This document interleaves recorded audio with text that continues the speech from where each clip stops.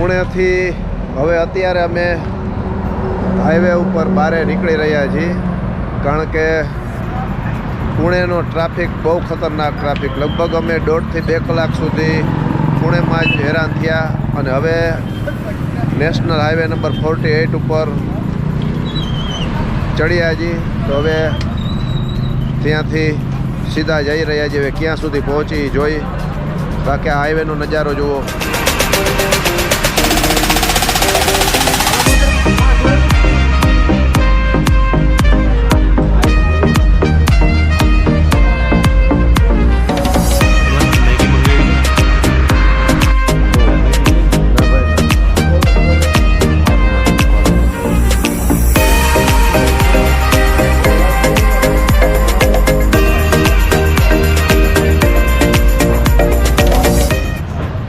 પુણેથી બહાર નીકળતા અહીંયા વિશાળ વાઇન શોપ છે,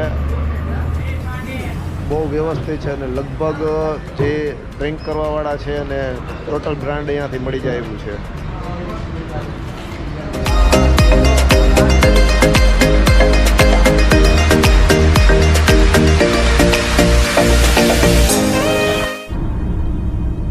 દોસ્તો અત્યારે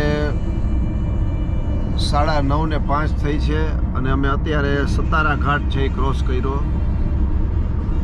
પણ સતારા ઘાટના જે એકદમ બ્યુટીફુલ વ્યૂ જે સતારા ઘાટનું છે એ અત્યારે રાત હોવાના હિસાબે ચૂકાઈ ગયું છે, પણ રિટર્નમાં કદાચ એનો લાભ અમે લઈ શકશું.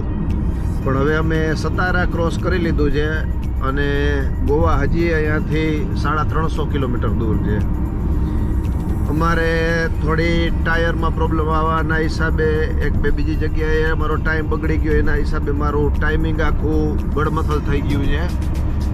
અને પૂનામાં પર અમારે થોડુંક કામ હતું એટલે મેં સિટીમાં ગયા હતા. પછી સિટીમાંથી નીકળતા જ લગભગ અમારે પુણેનો ટ્રાફિક જ એવો હોય છે કે સિટીમાંથી નીકળતા લગભગ 2 કલાક જેવું થયું.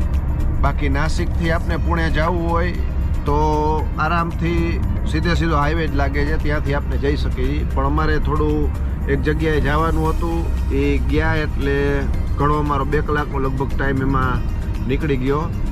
તો જોઈ હવે અમે અહીંથી સીધા ગોવા પહોંચી છીએ કે રસ્તામાં ક્યાંય હોલ્ટનું વિચારીએ છીએ, કારણ કે હાઈવે તો અત્યારે રસ્તો એકદમ સરસ દેખાય છે.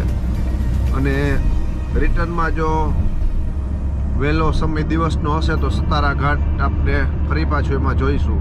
બાકી ગોવા તો મળીએ જ છીએ આગળ.